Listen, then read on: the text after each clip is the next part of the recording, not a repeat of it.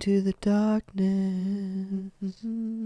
I can see you guiding me.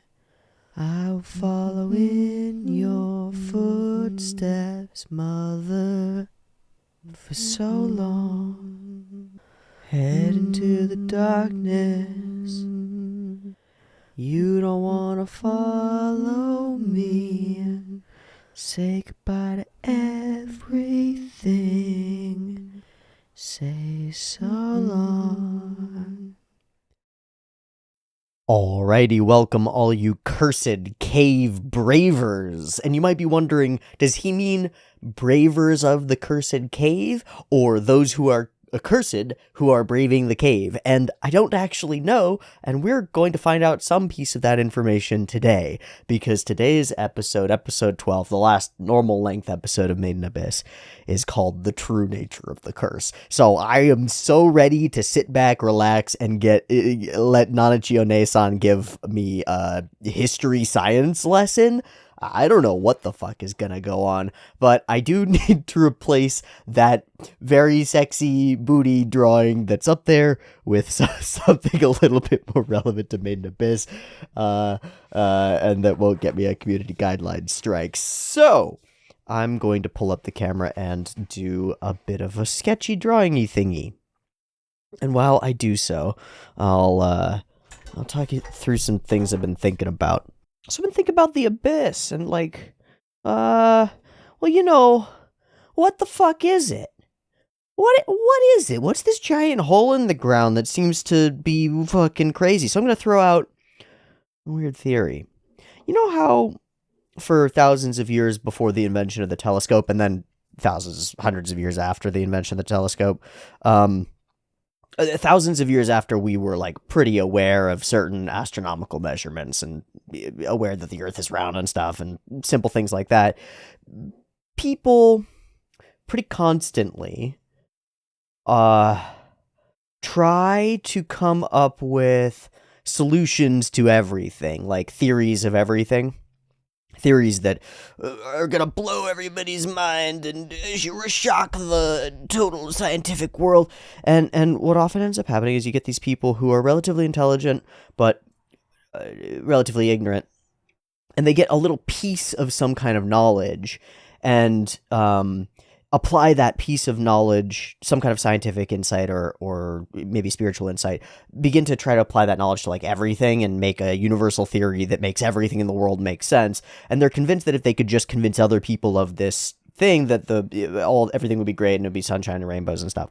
You see this all the time in the 70s, 80s, 90s, as quantum theories started to bubble up and stuff. People latched onto it and started applying that to everything. It's like, oh, that explains all the things. And people who are not mathematically or physicsy trained enough to actually apply a theory of everything to the universe and come up with something coherent and interesting and useful that actually holds up mathematically. But we'll go on. You can find hundreds of these like white papers and ongoing long essays and long pseudo-academic papers of people trying to come up with a theory that explains all of the universe, right? And it's actually just it's magnetism all the way up and all the way down, which is actually kind of what I believe in some sense. But you get these sort of pseudoscientific, sensible, like all the internal logic sort of tracks, and you can see how it makes sense, but it's founded on faulty assumptions because the person doesn't actually understand how the physics works and can't therefore build a coherent, structured, logical system that can actually be applied in other circumstances, even if it makes sense on its own. So the reason I mention all this is because that's what I'm about to do. But I'm going to do it with a fictional story in the world of Made in Abyss and the Abyss itself. So here's my whack job wingnut bullcrap theory, is that the Abyss is some kind of a funnel structure that has formed over a singularity of some kind. Okay? So something at the base of this funnel structure thing is on the order of like a black fucking hole, like a black hole, something insane dimensional portal-y. Maybe, I don't know, maybe two ancient gods kissed and it made the universe or some shit at the bottom of this pit. Regardless, there's a space-time warping element of this hole in the ground, as though the entire structure of reality around it is warped and pulled downward into it in the way that a singularity might. And when we think of a black hole style singularity's occurrence, we think of an extant one, right? Like a pit that already exists, right? We don't think of one forming, but if one were to form a few miles below the surface of the planet, for example, I don't know if we're entirely certain what would happen above it, or at least from the point of view, the perspective of someone near it, what it might feel like. It might feel like a like time-bound warping of all of existence that produces a spiraling, warped, infinite time yoink, as opposed to the sort of instant spaghettification that we kind of think of when we're talking about black holes in space and what would happen if, like, an astronaut hopped into one. It might produce a much weirder effect somewhere like this. And I don't know what that would look like, but maybe something on that order, something like that, some kind of crazy singularity generation, might create the sort of stratified layers of time realities, because those skeletons being thousands of years old, and these relics and artifacts and ancient civilizations, the way I see it, in a space that's warped effectively by some kind of a singularity like this, you could have ongoing civilizations as you travel deeper into the abyss itself that don't even know that there are younger civilizations up above them and that they're already dead in some sense, right? Like, still living on for an endless period of time in their own plane of reality, not actually locked off from all of existence by some dimensional space, but simply by the existing dimension of time. That is, the people who are going... There is a cat in my room, by the way, so if you're crinkling, she just got inside a...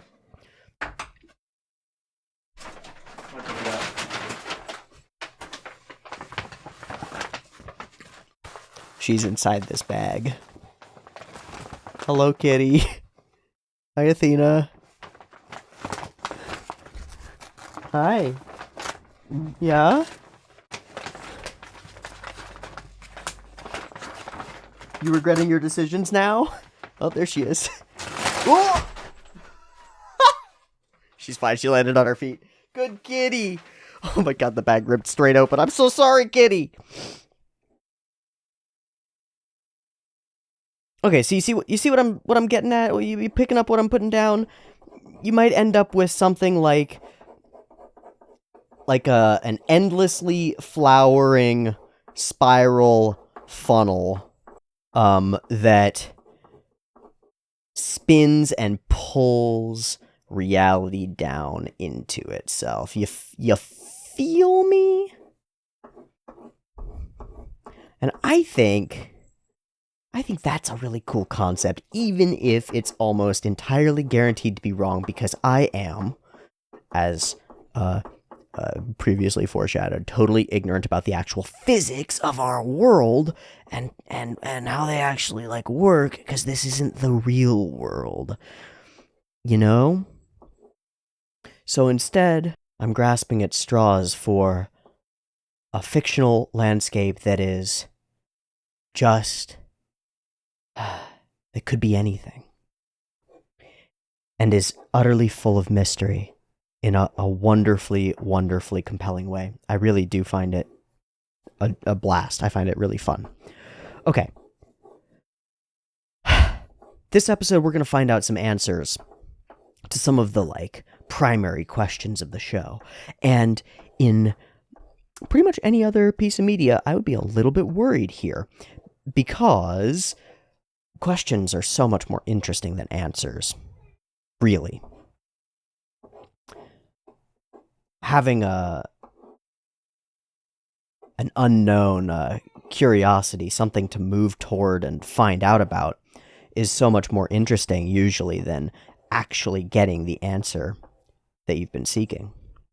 But Made in Abyss has done a fantastic job all the way through at every turn of turning its answers into deeper, more interesting, bigger questions, continuing that sense of tumbling down, being pulled in, not only by the structure of the story, not only by the movement of the characters themselves, but by the mysteries themselves as they deepen like the abyss itself. And that I find really fun. By the way, this is just an abstract sketch thing. I don't know what I'm drawing, and I don't have a plan for it. I just knew that it would be something like a representation of the whole of the abyss as I'm, I don't know, ideating it or whatever.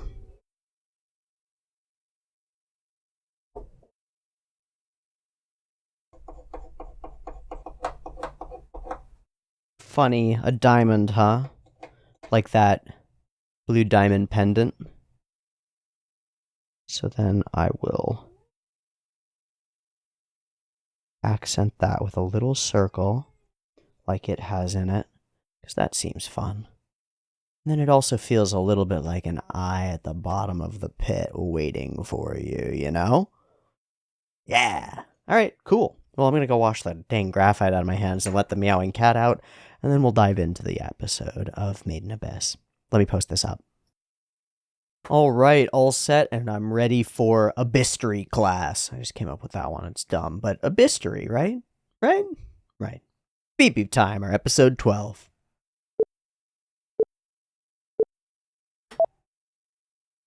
Oh, we're up top. Oh! Not the baby boy!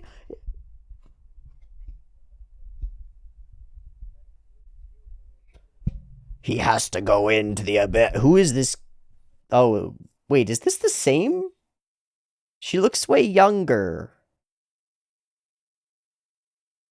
Not the nice apothecary lady who we've talked to before. Shit, what's wrong with him? Is he pulled to the abyss?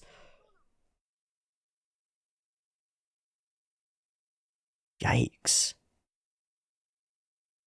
Suddenly tense? Shit, that sucks. She's got crazy long hair. On his birthday, he gets sick? Oh.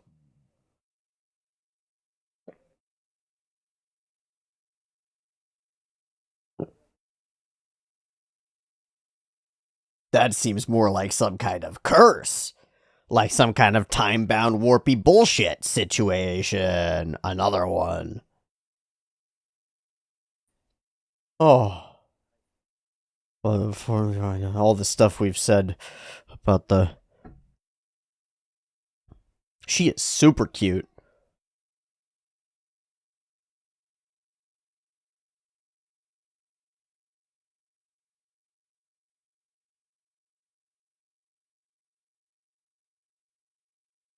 So they didn't know that they were dying on their birthday. Whoa, that's the caravan fleet. We finally move outside of Earth. There's stuff going on out here. What the fuck? Hi, bud. Did we get you away from the pit and you're doing fine? We just move you away from the pit and you're doing great.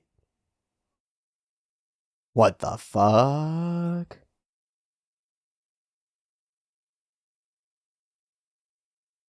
I mean, it's the proximity to the pit, right? We'll bring it back, see what happens. Is it the reverse of the curse? I don't know.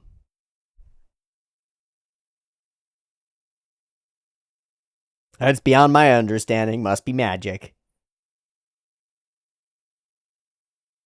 Yeah. Yeah, there's something else here that's possibly related to this other giant mystery. What the fuck is going on? What's up with Kiwi?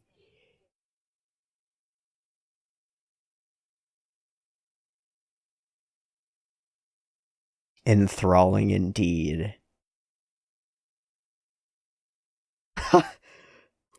That little bit that I said at the beginning about finding out the mysteries and that being a bit of a can be a letdown, and how Maiden Abyss has been avoiding that, literally built into the episodes, like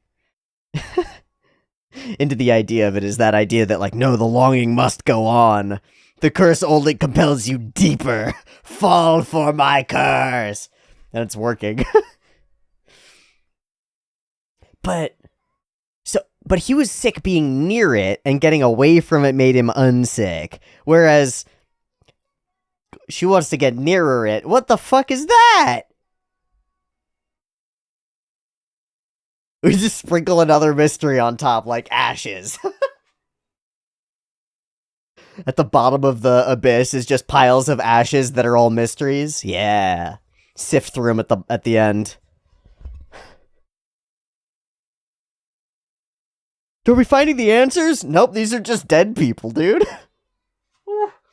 So also, sprinkling eternal fortunes and the ashes fits all of the symbolism and the belief systems around the abyss. Ah, it's so cool. Okay, I'm out of time to blather.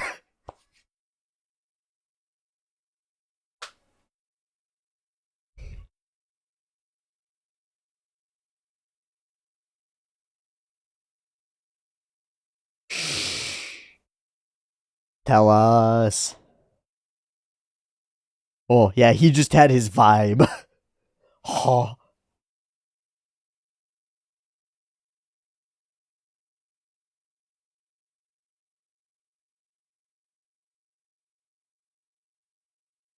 Memory unlocked. Mystery open.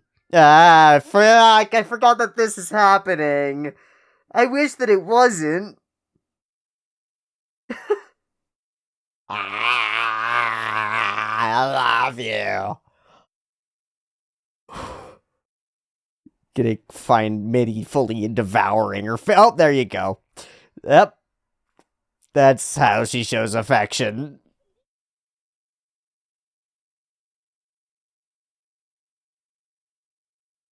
I don't know if you can be mad at it. It's so pathetic. Seems to be trying.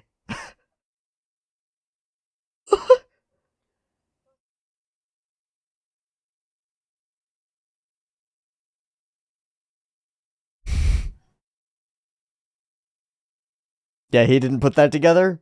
Oh.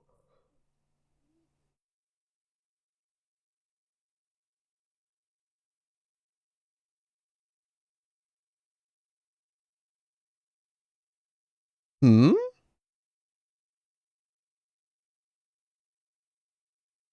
Oh. Is Mitty a ditto?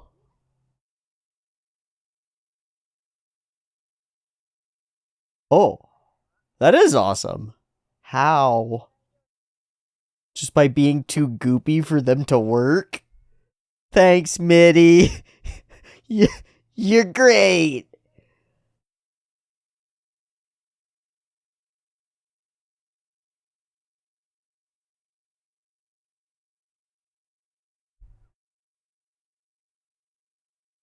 I'll take it. Give me the answers. Dinner.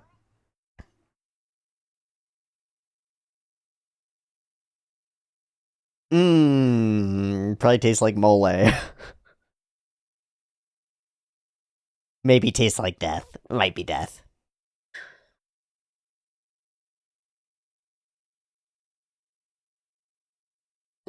It's polite. You gotta be polite. Yeah, how'd you mess it up this bad? She did grind up the fish, which I feel like is wrong.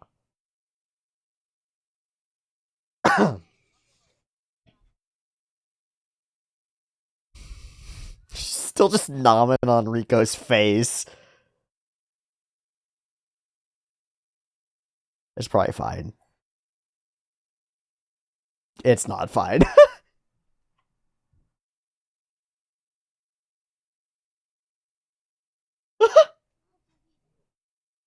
What did you do?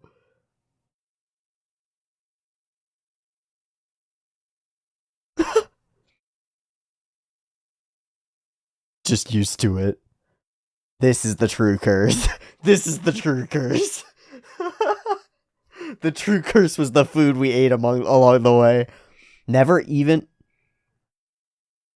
gotten to eat it. She was down there in the mid.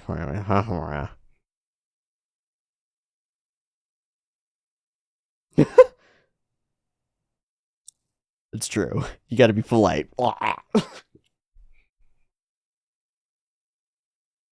Hey, the swelling's kinda gone down a bit.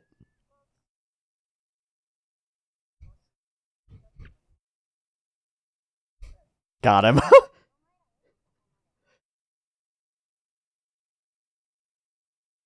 Yeah, because I'm gonna eat you. Alright, tell us. Tell us.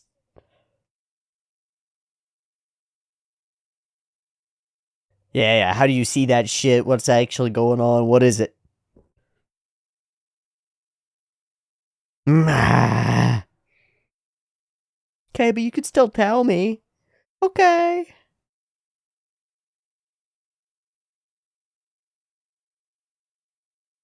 Anything?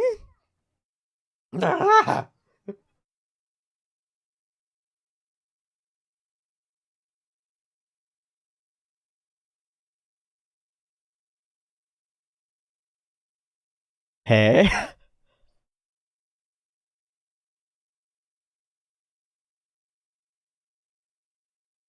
What?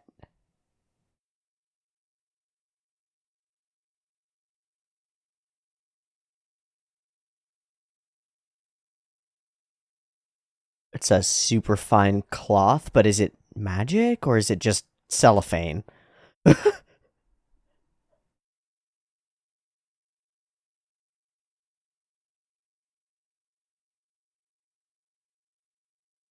Hmm. The curse itself is like a wispy form. It's like a scintillating wave of barrier. There's something floaty. Layers and layers, huh?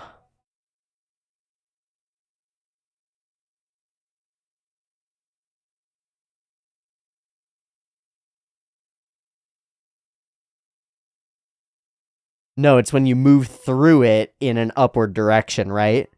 It just moves against you. Uh-huh. So you're moving through the space-time. It's moving against the flow. It's you pushing against the layers.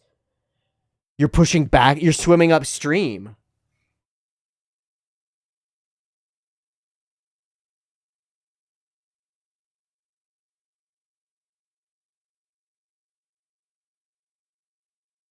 It's rapid, like, aging or de-aging, something like that. It's a time thing, dude. Or a time-space warping. What? Happening in different places at different times. What? Slip, slip, slip, slip. And it lets you down through the layers. You drop through, but then you're stuck. Uh-huh. It's like a mouth. I don't know if it's malice filled. It's the force field, yeah. Pulling light through and down too. Dude, there's a singularity at the bottom of it.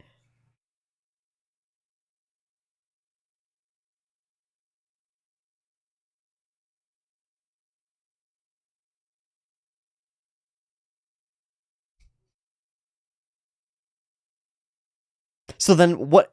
Yeah, exactly my question. Or was that now? There's something about the place. Okay, right. Farther to the sides. Weaker than the freaking center.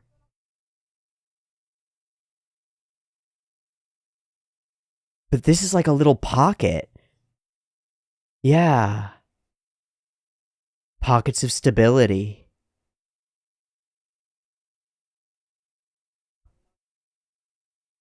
Your very thoughts. And that's how the orb piercer could foresee what we were doing.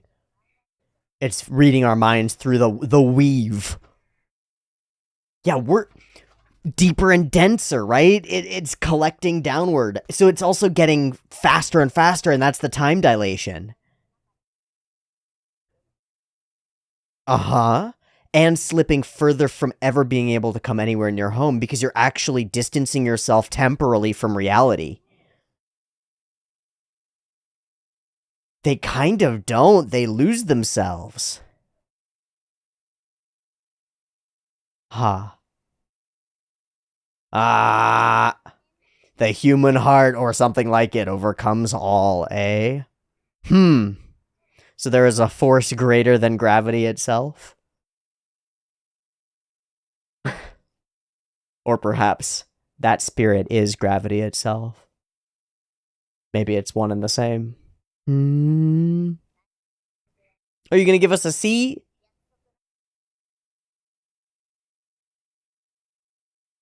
Okay. Alright, Mitty. Oh, shit. Hi.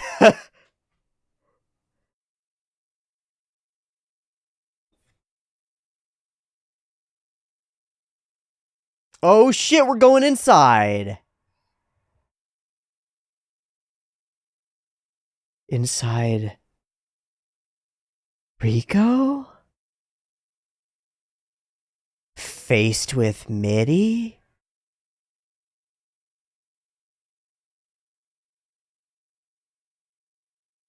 Through your own eye. Whoa.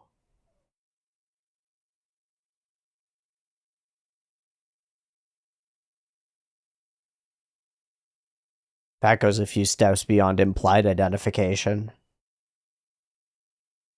She's also attuned to that mind reading thing, isn't she? Rico's from down here. She's part curse. It's warped into her, right? That sense. She just mental vibed with Mitty, literally. Oh shit! It's a talkie-walkie. Red Commander, come in, come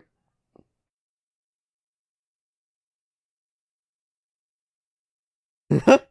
No sweat, I see you. Yes, just walk right off the edge of the platform. Good boy. Got him. That was a whistle. Whose whistle?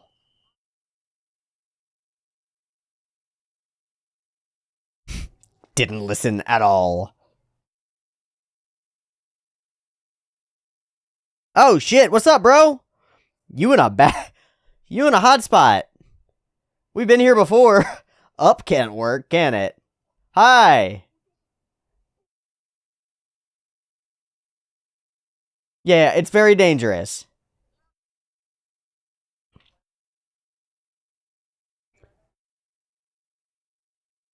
Alright, training, I guess.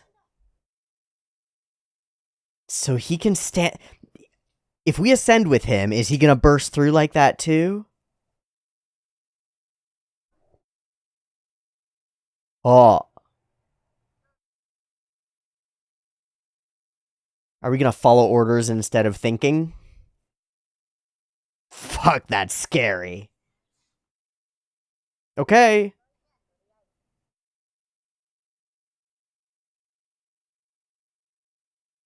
Look up and completely commit to it? Commit to the bit?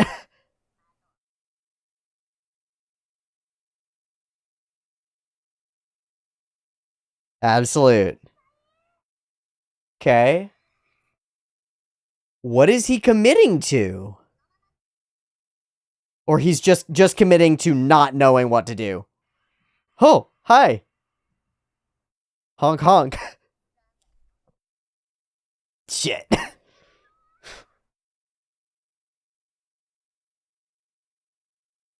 We got that shark by the snoot.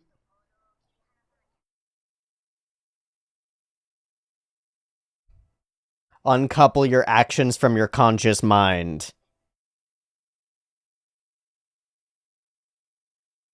Ow.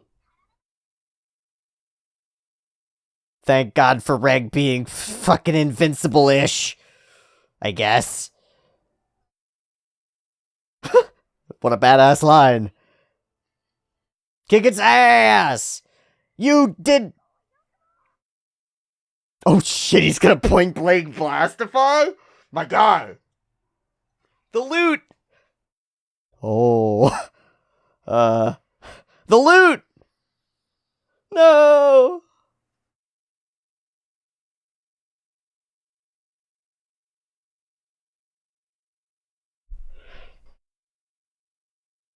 Rad. Hey. Yeah, she had no idea that he could do anything like that, right?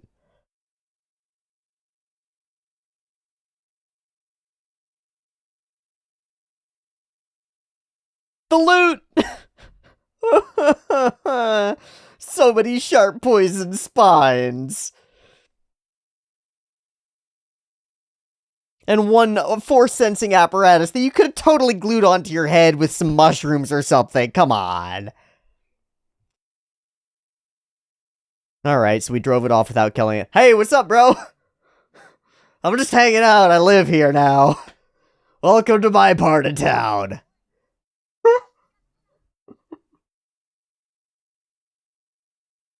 I'm not going to be like you, though. I'm not going to hesitate to reach out to people.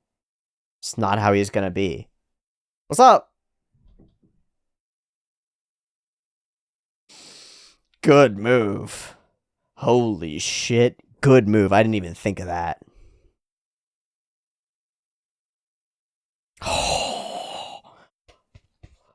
This guy's dead in like 10 minutes. He's gonna walk away. Ow! I'm kidding. It'll get there. I believe in the message. The power of the messages come up from the abyss. So older whistles and the ones who have less sensitivity to the curse, who are more resilient against it, continue to train against it, right? And practice going down and coming up and going down and coming up, and gain like divers resilience or stamina against nitrogen, like that kind of a situation.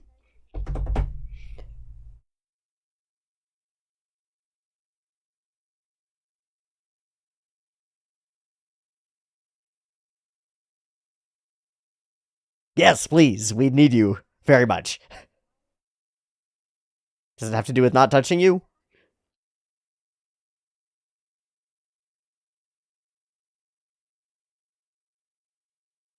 Do you want head pats?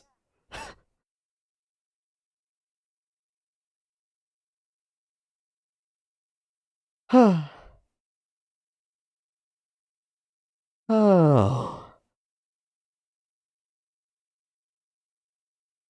Are you saying that because you can't do it, or because you can't do it? Oh, shit. What the fuck? Here we are, at the portal thing in the place. She's got Mitty with her, and she's climbing out of here.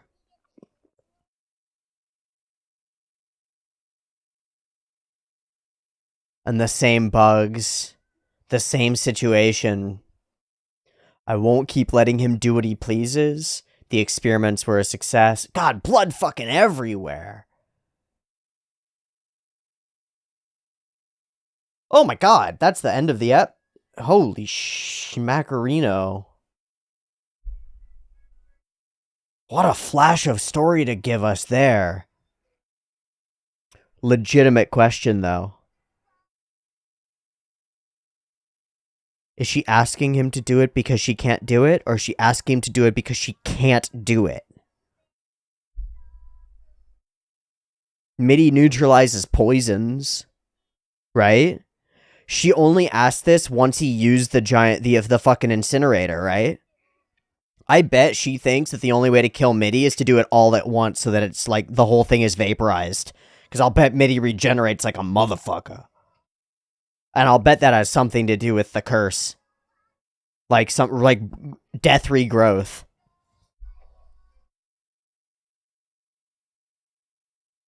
Or maybe I'm just wrong and she's just clinging onto the loving hope thing. But I think it's the other. I think that she can't die.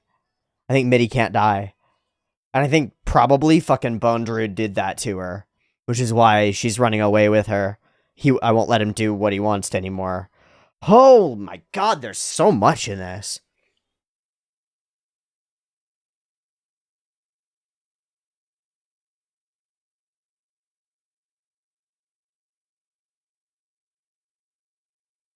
And next time will be for our two-parter finale. The Challengers. Does that mean, is that us? Are we the Challengers? Sounds like a good superhero squad title. Maybe that's what we're going to call our trio? That's going to be our D&D party? Let's go. Okay, so we start and end with a young creature in pain. I don't know how young Mitty is, honestly. You know? This is so interesting. That he's sick. It happens on the day of a person's birth, right? So it's like a fate thing, or like a time is up, like loop bullshit, causality fuckery.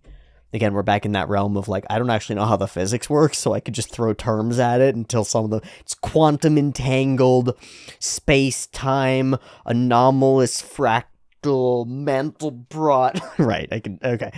But truly, there's something temporal about it because it's linked to their birth dates, right? And we've had a bunch of other orphans whose birthdays were unknown die under mysterious circumstances. We can only presume that they died probably near their birthdays because we've had so many instances of people literally genuinely dying on their birthdays. And it seems like there's no cohesive organizational or regulatory body for this enormous city nation thing. So nobody's tracking this or keeping an eye on it. And it's just getting weird. But of course, weird things happen all the time. After all, the weirdest thing in the entire world is right over there. And that's kind of the feel of this opening sequence. It's just like, well, I guess people just die at weird times sometimes because mysteries. There are big mysteries in this world. Who knows? But it's freaking curious indeed.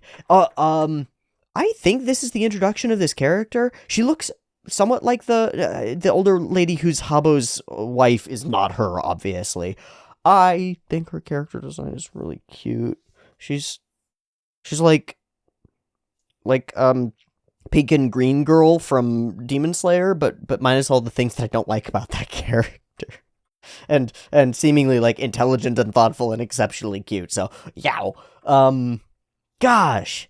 What an interesting piece of like ongoing mystery just to sprinkle out on top. Again, like ashes into the abyss. And we pan the camera over for the first time to show this giant port and this immense like boat hull made out of boat hulls to make a giant fleet fort of Slumdog Millionaire going on outside of this city. I think that's so freaking cool.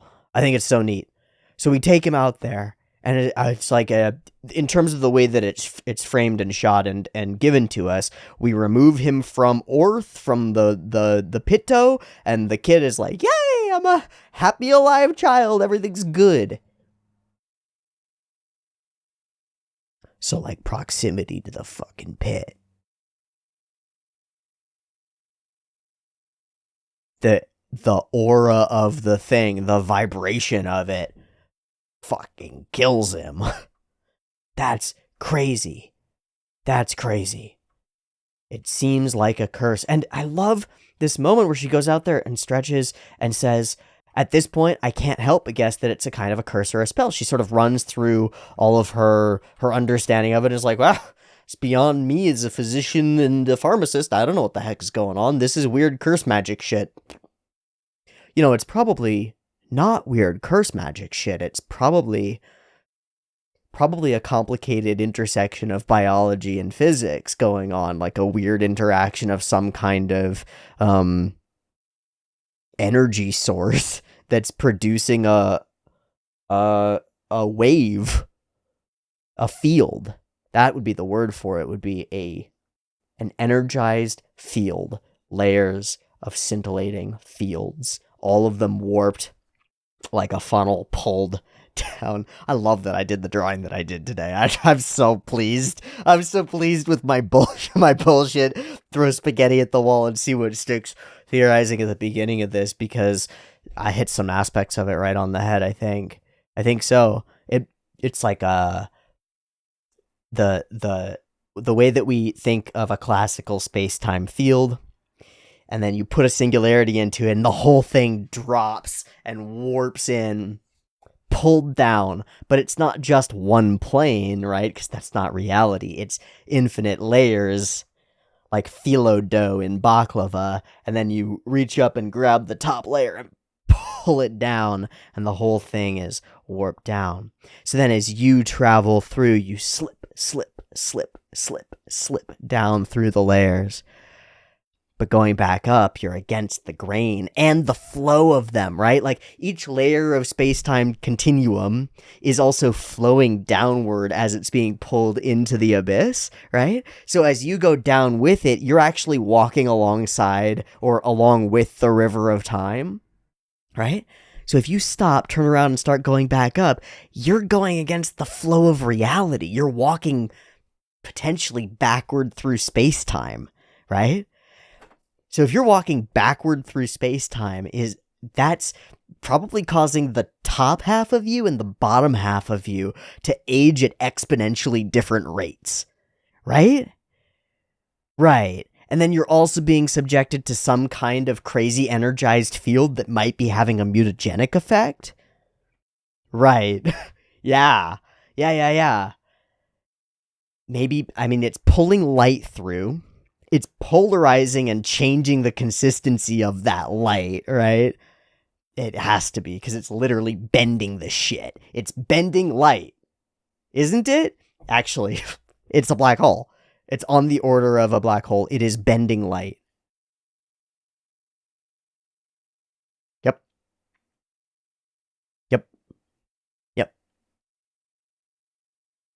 Hey, light on its own has a mutagenic effect. You expose your DNA to enough high energy radiation of any kind, and you're going to be having an interesting tumorous time.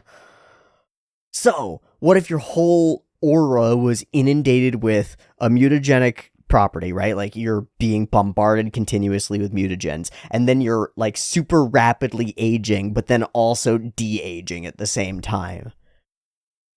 You suddenly start undergoing random mutated evolution in mysterious directions without control, right? And if there's this flow going on, you might actually be getting transference of patterns from entities to other entities. So you might be stealing and sharing forms and function and parts and things, like bits of genetic code or pieces of information across the field. Like through the space-time bullshit. So why do you end up with a weird rat tail? Maybe there was a rat a few hundred feet away when you were ascending and shit got warped. Some like crazy The Fly mangling. This is rad. This is rad. I'm wrong about everything, and I'm so happy to be wrong and throw more shit at the wall, because it's making cool shapes. They're still made of shit. But they're such cool, pretty pictures. Completely absurd. And then we hit on that longing is more terrifying than death itself, and descend into the pit. Ooh, it pleases me. I drew that today. This is our episode. That makes me very happy. It makes me very happy. God, Mitty is very sad. Mitty does not hurt people, she says, as she hurts us all by grinding a fish into paste. Wrong. Incorrect. Unless you're making a No. No, incorrect. But we also get some hints. Mitty neutralizes all poisons. I think Mitty's fucking immortal. I think Mitty is, unfortunately for her, fucking immortal. Wow. Yummy. It's not. And we need to fix this. And it tells us a little bit about how long and how alone she's been down here. But she also throws out, I've never ever gotten to eat good food. She wouldn't even know what it tastes like. She grew up under the thumb of a slave master who was experimenting on her and her probably sister, or maybe just other slave. Bad times. Bad times. If you don't want it, don't eat it. Well, I don't want it. Thanks, though. Piece of junk who can't even regain one of its memories. You know how to evade the curse. Please tell me, please tell me. I'll make an exception and give you a real taste of what it's like. And has a really cool thin piece of cloth that is a dope-ass relic and has apparently no other properties. It's just silk. It's just really thin silk. I know what this is made for. This is made for all of the ecchi artists who put layers and layers of this over their characters so that they can legally post their stuff on on various websites and consider it still safe for work, even though it's very much not. I know what this gossamer bullshit is. I've seen it everywhere. Praise be on all right, I'm done. Super thin piece of cloth, and she uses it as her explanation. It's lovely. I love how expressive our characters get for explaining this. Exposition is one of those things that can be so fucking boring in a show. Your two characters sit down around a coffee table, and one of them tells the other one the whole plot of the story. Ugh. So instead, having this cool, like, dance around and express and demonstrate to us, and this is what it looks like, really gets it across to Reg, and more importantly, gets it across to us, which I think is super cool. And then we do exactly that. We explain all of the bits of it. I guess maybe it reforms. I'm not sure. So you push up against the layers and they strain and they strain and they strain, and then they snap. And they all snap and rebound at once. So if you had a way to travel through layers, you would be untouchable, right? All you would need is a way to even gradually just slip between one layer and another, right? Bend the barrier and then slip through, bend through the next one and slip through, and then you'd be fine. Maybe. Or maybe it has something to do with that willpower thing, because there's maybe an idea present that's like something that's innate inside the human spirit is the same thing, or it's of the same force, because the ability to read minds and stuff. That idea that sentience or consciousness is a quantum force or something related to more deep properties of reality than just reality as we see it. What if, by growing and garnering and gathering strength and resilience as a whistle and doing whatever they do to get more resilient, you start to form like an energy bubble around yourself that sort of pushes through the layers around you? I keep thinking of Ozen, right? Because Ozen has become unchanging, and I get the impression that her unchangingness is somewhat some of what lets her go pass through that, like, lack of attachment and lack of care. Maybe passing through those barriers and shedding your desires and attachments in a sort of Buddhist Eightfold Path style of way. Shedding your earthly desires allows you to slip through those waves of reality essence more effectively. So maybe the less human you are, the more capable you might be of resisting the curse. Likewise, if you push through the curse, it robs you of your humanity because it shifts, warps, and changes you. And it all ties together. There's pieces that are missing that don't click quite yet, but I'm getting enough puzzle pieces to get an idea of something of a picture, which is pretty fucking cool. As expected, this episode ends up being a lot about the exposition around the curse, and I'm here for every moment of it. It's super duper cool. And then this idea that there are pockets of safety And this sort of lack of knowledge of why they're there is really interesting. They're sort of around the edges where the force field is weaker. That's part of it. And then there's something else. Like, these spots are particular, not just like all the other spots that are around the force field. It's not an even gradation. It's varied, right? It warps. It's varied. Maybe, so my first thought is ore, rock. What's the composition of the rock around that area? Is Nanachi's house and this little cubby that she's in surrounded by fucking iron ore? Does it just happen to be near an iron deposit that's warping the magnetic field and preventing the wave is just producing a bit of a damper? That would track to me. That would like totally instantly make sense. The second idea that I have is life.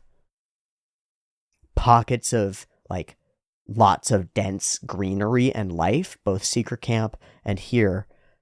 Maybe if there's that idea that life force and the field's force are somewhat related, maybe a large amount of growing green things and living things might produce some kind of barrier against the effect. But those are my two thoughts. What do you think? Do you already know? Don't let me know if you already know. Why are there these pockets of stability that are so isolated and in particular? Is the greenery and living essence that's in these places the result of those pockets of stability or the cause of them? Who knows? We get some insights about insight and how they're able to read our minds and move oh so quickly. And then the craziest fucking little piece. Mitty glomming on to Rico. And Rico awakens as a trapped mind and face, maskless, no mouth, cannot scream, hands tied down, all warped in a flesh bubble, trapped like Mitty, stuck in blackness. Her own tears and the screams from outside. But she's hearing the humanoid screams of the person inside whatever's outside, isn't she? She's mind melding with Mitty here. She's experiencing what it's like to be Mitty while being herself, right? And that's why we go so creepily eye to eye here, right? This eye is piercing through your reality, but she's looking back. She can't help it. Yearning and curiosity, and so she literally touches eye to eye with her. We can't get more explicit than that, can we? Not just seeing you, but being you. And then we pull away, and Rico is not encased like that. It's a shed goop, right? Removed from her, and she is herself, but she's still empathizing. She's fucking mind melding with Mitty. And it's probably only possible because Mitty is so warped and simple that she's able to do it. Because Rico's untrained and unaware of this ability in herself, isn't she? Yo, I didn't expect Rico to actually get superpowers, but it looks like Rico's got the weakest and strongest superpower. Empathy. Okay. Hop down, time to fight the boy again. You always love this sort of thing where you overcome an obstacle that was once the most challenging thing in the entire universe for you, and we get to kind of ha-ha to a full black whistle who's like, get the fuck out of here, kid, what are you doing down? You're gonna die. And instead, I wasn't sure because of the wording, I was like, what? Commit to what? Well, commit to the bit. Commit to doing what I tell you and not thinking about it at all. And so that's exactly what he does. We get this crazy visual of it that I don't know what we're supposed to feel or experience. Like, this is just cool looking, but I think we're supposed to feel like he's casting off the force field, right? By essentially choosing unconscious action. He's like casting off the layers of it. Or perhaps this is the view from within the orb piercer, seeing just chaos happen and being like, No, he hops around, grabs it by the snoot, and gives it a full, extremely angry revenge blast, causing it to throw all its spines around and run away like a good pupper who needs to be a fluffy, fuzzy toy. I need a plushie. And at that point, asks for a message to be sent up, keeping our worlds tied together, which is amazing and interesting. We'll have to see how we switch back and forth and see how that happens. Just name it. Don't hold back. And she asks something very sobering. And she only asks it after seeing the incinerator. And it's only then that we flash into here. And every word means something. Mitty, I'm sorry. I was such a coward. I don't know why the squares of wood on the ropes. Are these ropes stolen from some other purpose? That's my guess. Is maybe they were like temple hanging things. It reminds me of like temple ropes with the paper tags, but I'm not sure. Ropes stolen for another purpose, I'm sure. And we see the bugs start to land coming for the blood, and it's exactly mirror to the bugs that land and start coming for Rico. So we see that mirror to the moment that she decided to act and come and save Reg and Rico. I won't let him keep doing as he pleases anymore. She finally breaks down and decides, not for her own torture, but the torture on Mitty, finally decides that it's time to go. Crosses some kind of line. And so she takes off, leaving a trail of blood, presumably from Mitty, but maybe from her, seeking safety and refuge from the depths of the abyss. And has been there ever since. Until we come along and wrest her from her sleep and ask her to dive down deeper with us. And she agrees on the condition that we kill Mitty. Okay. Well, we'll see. I don't know how possible that is. What a fascinating set of reveals and new mysteries. This was everything that I hoped for from the penultimate episode of Made in Abyss. I have no idea what we're going to do come the next episode of Made in Abyss, and with the title The Challengers, it could really be anything across the board. So I'll just say thanks for joining me this far, and I hope to see you as we dive a little bit deeper next time for the end of Season 1 of Made in Abyss. Thanks very much. See you next week. Peace.